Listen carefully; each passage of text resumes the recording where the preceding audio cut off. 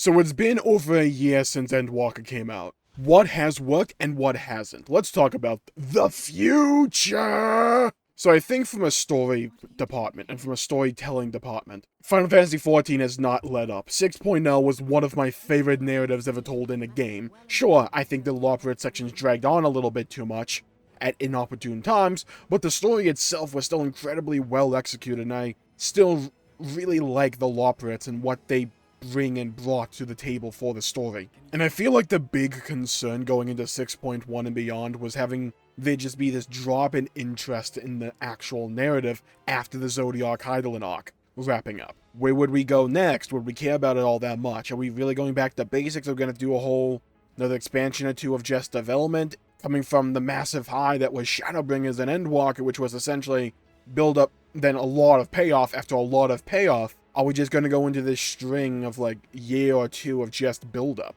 Well, we had one patch of carefree treasure hunting adventure and then dived right into the whole Golbez 013th story, and I was hesitant about going in this direction at the start, but I really like what they have done. And I've mentioned this before, but Zero has easily become one of my favorite characters. I'm so interested in where her narrative is going to go in the future. And the way they're building up the 13th, to me it feels like they're trying to develop another Scion to be included in the main repertoire of characters to be brought into the future to represent this new era for the story. And that to me feels like what role Zero is being put in right now, and with the development that she is getting, with the way her character is going, I'm happy. Golbez is an interesting case. What villain are you gonna do right fresh off of Emmett Selk and Medion and Fandaniel? Who the hell can step up to the plate and follow that performance? So what they do is they go deep in their bag, back to Final Fantasy IV, and bring Golbez into the picture.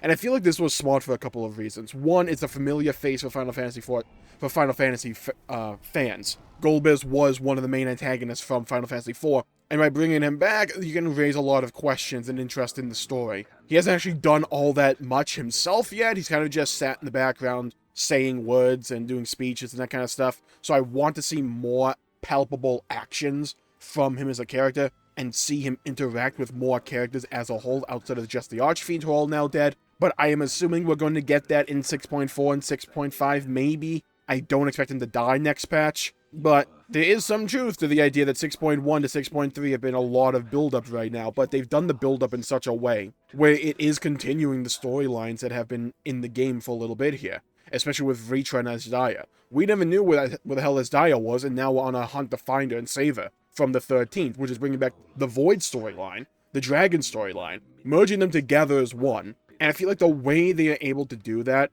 it keeps the player's interest in the story because it's grounded in stories and storylines and characters that we already know or at least interested in learning more about. I'm convinced that we're going to Mericidia in 7.0, maybe a Zone or 2 in the 13th. I could see that happening. But I feel like with whatever Golbez is going to do, it's going to culminate in us having to go to Mericidia with 7.0. I don't believe we're going to just go for a full expansion of just shard hopping coming right off of Endwalker. I don't believe that. I could see us going there for a zone or two maybe, but not for the majority of the zones. I think Mericidia and then maybe a little bit of the 13th is the play here. And again, using Golbez as the villain is another interesting consequence of that decision, right? If you are familiar with the Final Fantasy IV story, I'm not going to spoil it in totality here, but Golbez's reveal of who he is, his identity at some point in the story is a massive reveal for the main party, and for the main character specifically. And if you're going to use Golbez,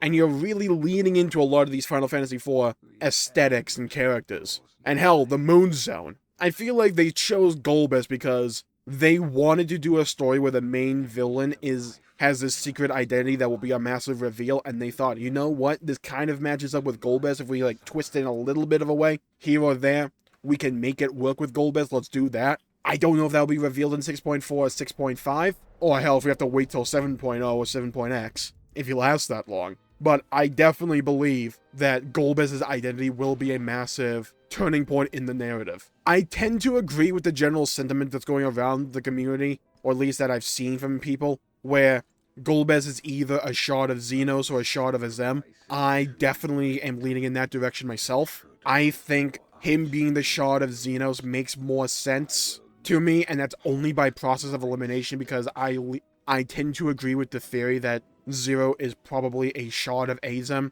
It would explain why Xenos chose her as a Void Sent because he felt some connection to us as the Warrior of Light. You have that one statue of her as a paladin. She is a paladin in, or at least a gladiator, but let's be honest, Sword and Shield, I'm just going to call her paladin. She was a paladin in the flashback in 6.3, and the feature class for Endwalker is a paladin for the Warrior of Light. So I'm just saying, I can see the hints that are being made there. I don't think we'll rejoin with her or anything, but I can definitely see her ending up being the shard of Azem and then having Golbez be the shard of Xenos or something. But I think those two possibilities are the most likely reveals. Unless you want to pull some cat out of the hat and say that Golbez is, I don't know, Zero's sibling or something. I don't think they're going to go in that direction. But I feel like we're a little over 13 months from Endwalker's release, right? And at this point, we're left with a lot of questions. Because the story they're introducing is interesting in my opinion, but it also is very open-ended as to where they can take it in the future. And with the way they've executed upon the implementation of this new story, I think it's a good feeling to have right now. The Hydaelyn Zodiac saga does feel like it's a closed book, and we'll be able to move on to a new storyline, and this new storyline seems interesting as well. Thumbs up for me. Now let's pivot over to content. Final Fantasy XIV is famous, or infamous depending upon your perspective, of having a very set-in-stone content release cycle with its patches. I'm a big fan of that. I like that predictability, I like that predictable aspect of it.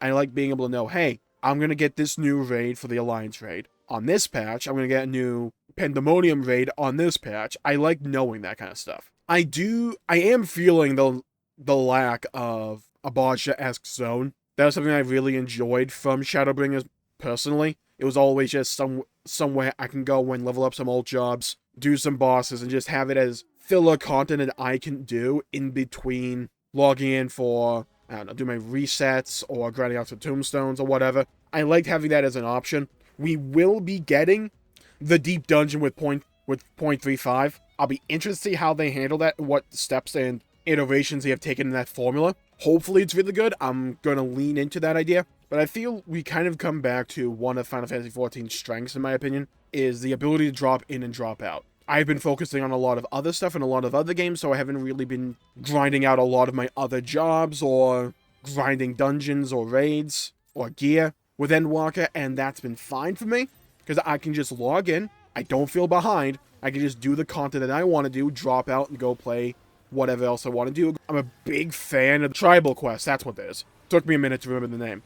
But I'm a big fan of the ones they have done so far. The Omicron one is probably my favorite Beast Tribe / Tribal Quest series they've ever done. I thought it was really well handled. I'm so interested to see where the Lockwood one's going to go. And I feel like they're getting better at telling these side stories and having them be sort of tied into the main narrative. Because think back to, say, Heavensward. Yeah, Alexander was really cool, right? It had Sid in it, Wedge and Biggs. It was really cool. Then you had the Sky Pirates, and a lot of people loved that storyline. I like the storyline, but it was a little bit jarring for me at first because it didn't really involve any characters from the main story. I had become acquainted with a whole new cast of characters just for that one piece of content. With Endwalker, that's not really the case, and I feel like we're really starting to see them getting even better at weaving story into the gameplay, into various aspects of the endgame experience, not just the main story, or not just telling these secluded one-off narratives. Because the Alliance raid is about the 12. That's been a part of the story of Final Fantasy XIV since the very beginning. So it's really cool to actually see these gods we've heard so much about materialize in these cool boss fights. With some absolute banger songs as well. And then you have Pandemonium bringing back the Elpis storyline and showing us a younger version of Elidibus and La Habrea fighting in Pandemonium alongside us. It's a really cool story. And I'm able to immediately start caring about it. Because it's involving characters, both of these raids, it's involving characters that I already care about and want to learn more of. Cool. Because the Alliance raid series also has Graha Tia in it. Cool, we get to finally have our laid-back adventure with Graha, and we get to learn more about the Ancients. Cool, I love those storylines, and they don't feel so wildly disconnected from the main plot. I haven't grinded out the Island Sanctuary myself. I've done a little bit of it, and what I've done of it, I've liked. I thought it was pretty interesting, but it did kind of involve just me going around the map as well. over and over and over grinding resources. And a lot of people might love that style of gameplay, and that's cool. I like the fact that it's there, and I like the fact that it's still iterating on it. That's one of their strongest aspects in terms of development, is that you never feel like something's completely left behind unless it's from A Realm Reborn, like Guild Leaves or Leave quests. They're bringing deep dungeons back. I'm sure they're going to iterate on that idea. We're going to get more variant dungeons with 6.4 and 6.5. It'll be cool to see what direction they take those, what lessons they've learned from the last one. And they're still iterating on the Island Sanctuary bit. So I kind of want to dive back into that and just really grind that out. Job design. Let's transition over to job design. For me, it's been hits and misses. I love Reaper. I haven't really played Sage all that much, so I'm gonna not comment on that one. But I'm not the biggest fan of Summoner. I feel it's too simplistic and has too few buttons for my tastes. It has some really cool ideas. I love the Ifrit Garuda Titan idea that they got going there. It's just, I find Bahamut and Phoenix way too dull for my taste, because it kind of just essentially boils down to one button rotation. But if they can make the whole job feel as fun as Ifrit Garuda Titan, then I think they're on a really cool track with that. I want to see what they go for, what they iterate and add on to that job for 7.0. I'm really liking Dragoon. I know that one's going to get a lot of changes, and I know it has a lot of significant inherent balancing flaws. But I feel like one of the main things I want to see in the future is tank diversity. I want to see more interesting, unique ideas brought into tanking as a whole. Because again, I don't particularly care about balancing all that much. They're good enough at balancing, at least from my experience. But I want the tanks to have a little bit more unique flavor to them all. Especially with these recent Paladin changes to try and bring them in line with the current meta of 2-minute rotations, which I get for now. It's just easier to bring Paladin in line instead of just kind of redefining the whole rank, the whole role in the middle of an expansion. But with 7.0, I'd be really interested to see what the ideas for tanking are and where they want to take that entire role going into the future. But overall, I'm still pretty positive about the overall direction they are tending to go in. I thought Red Mage went from a job that I really enjoyed, but I didn't enjoy that much in AoE, went to a job I just kind of enjoy overall now. I really love that freaking thing. Sure, Summoner isn't for me, but it has its moments where I really appreciate the design philosophy in regards to that. I love Reaper. I adore that freaking job. Yeah, I feel like the only thing I'm missing from Endwalker is just a Baja-esque zone, and I don't expect we're going to get one. I'm hoping the Deep Dungeon is able to fill that niche for me, because outside of that, I think we're in a really good spot with the game overall. The story is amazing as always. I'm overall a big fan of their class design, though I do want to see where their minds are at in regards to the future for some of them. And I feel like one of the biggest takeaways from this expansion is we don't need to rely on crossover raid tiers anymore. The world of Final Fantasy XIV itself is interesting enough where we don't have to rely on previous Final Fantasy games to grab people's attention. Anglia is probably going to turn out to be one of, if not my favorite Alliance raid series of all time. Like, if it keeps on this trajectory with the final one, it's probably going to end up that way. And it's expanding and adding to the world of Eorzea and of Final Fantasy XIV. It feels like Final Fantasy XIV. It doesn't feel like something else that is trying to be added into Final Fantasy XIV. Same thing goes with the Pandemonium raid series.